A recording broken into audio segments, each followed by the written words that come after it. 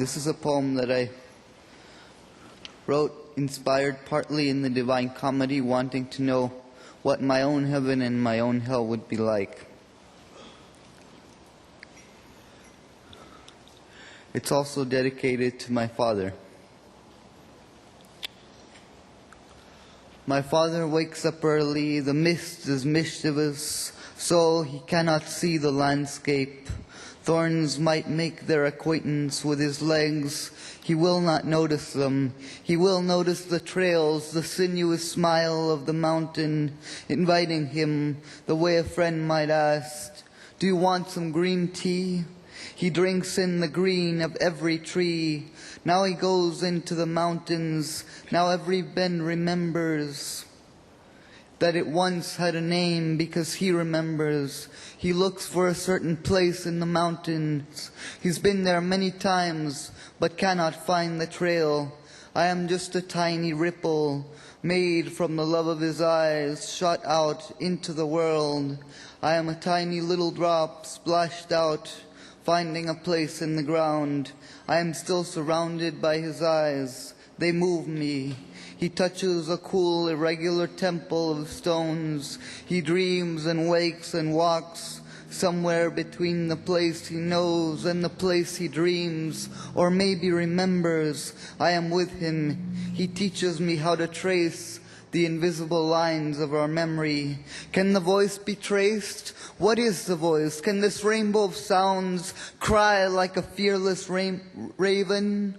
Does it move like an otter underwater? Does it swell like a volcano forming underfoot? Can it be invoked? A hungry donkey that comes when it's called? Is the substance I speak of acute like lightning, or does it lend itself to shape like water? Does it remember? Does the voice trace the topography where it travels? She is ever so close and so out of reach. I met God at an airport. He, she, it was hard to tell, gave me a blank page to draw my landscapes. I wanted to visit my topography and the untouched places, the continents of my future. I willed myself to dream and drew my way into hell. I wanted to know what was there. In hell I was still, unable to sleep, nothing there but me. Could not see the devil. He was a fingerprint out of focus. He moved like a compass needle in an iron mine. In hell there was no topography. Silence was more dense than matter. The sea was nowhere. If it was there, it was voiceless. Mermaids were whales beached on a shore of dislocation. The muses were not amused. They were deaf. My muse was an earless woman. In hell, no invocation could fly into her mouth. A bird was a ridiculous object. Ridiculous is a place where there is no space for the sky. How did I find my way out of hell? I don't know. Perhaps I found out after the many times I had been there, hell is a boring place. And so I began my revision.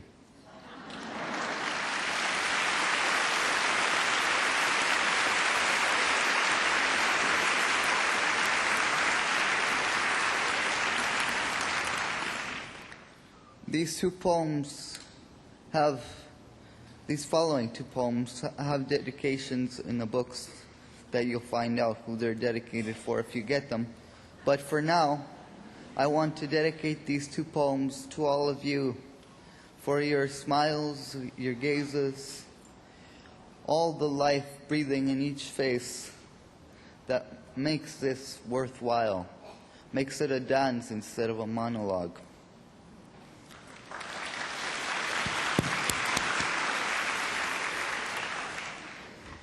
Haiku.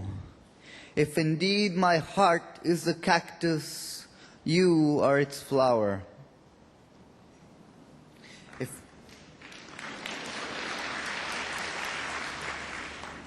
The coyote's trace. The sky provides room for the moon to move. the moon for my eye to linger, and this for me to ponder on the privilege of invisible and visible sight.